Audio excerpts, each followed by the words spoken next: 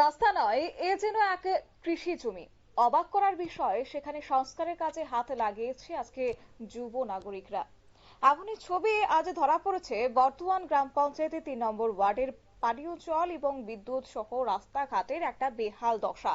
রাস্তা নয়, রীতিমতো কৃষি জমিতে পরিণত হয়েছে।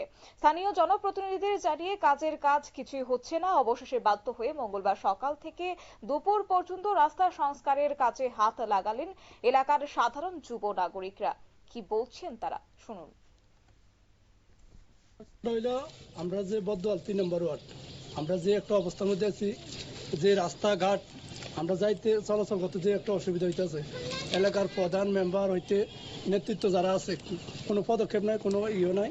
আমরা যে একটা অবস্থার মধ্যে আছি, আমরা এখন নিজের থেকে এটি কাজ করাইতেছি, যে নিজে হাঁটতে চলতে পারি না, বাইক নিয়ে বাড়িতে পারি না।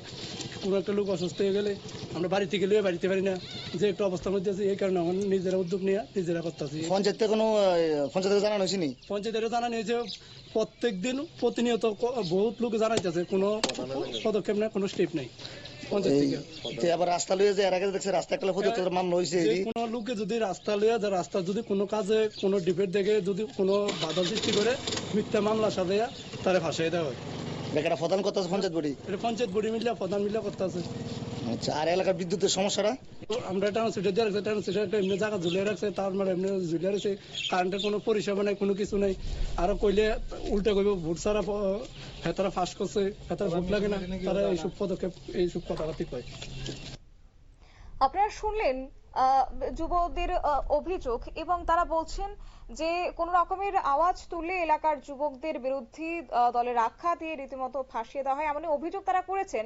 যাই হোক, আজকে শুধুমাত্র রাস্তাই নয়, একই সঙ্গে সেই এলাকায় বিদ্যুৎ, পানীয় জলের জন্য একটা হাহাকার।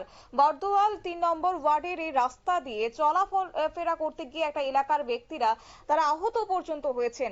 এলাকার সকলে চলাফেরার সুবিধার্থে এলাকার যুব নাগরিকরা সকলে মিলে এই রাস্তা সংস্কারের কাজে হাত দিয়েছে। তবে এখন দেখার বিষয় যে সংবাদ পরিবেশন হওয়ার পর এলাকার জনসমস্যা দূরীকরণে প্রশাসন কি পদক্ষেপ গ্রহণ করে, সেদিকেই তাকিয়ে রয়েছে গোটা এলাকাবাসী।